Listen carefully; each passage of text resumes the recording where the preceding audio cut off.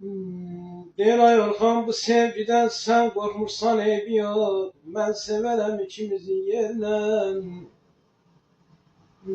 Bu yetsin ay Orxan, bir gün dara çəkseler, ben giderem ikimizin yerine. Ben sana dedim, ay Orxan, ay ömrüm günüm, desenden indim, desenden küsüyem.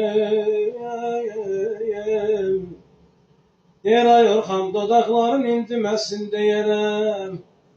Mən öpərəm ikimizin yerinə, mən öpərəm ikimizin yerinə, azalım, azalım. Gül demərəm, gülün ömrü yaz olar, aman, aman, aman, ey. Gül demərəm, gülün ömrü yaz olar, ay Orxan. Mən sənə bülbül demərəm, bülbül qəfəsdə yolayar. Əziləyəm, bəndiləyəm, ay Orxan, su tökülər bəndinə. Mən əzəldən vurğunam, mən əzəldən vurğunam, doğma Şamaxı yerinə, aman, aman, aman, ey.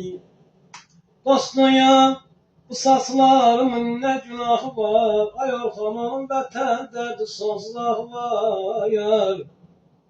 Ürəyimdə ay Orxan, Laçın boyda yaram var. Bu saçlarım ağarmasın neyləsin, bu saçlarım ağarmasın neyləsin, yazıyım,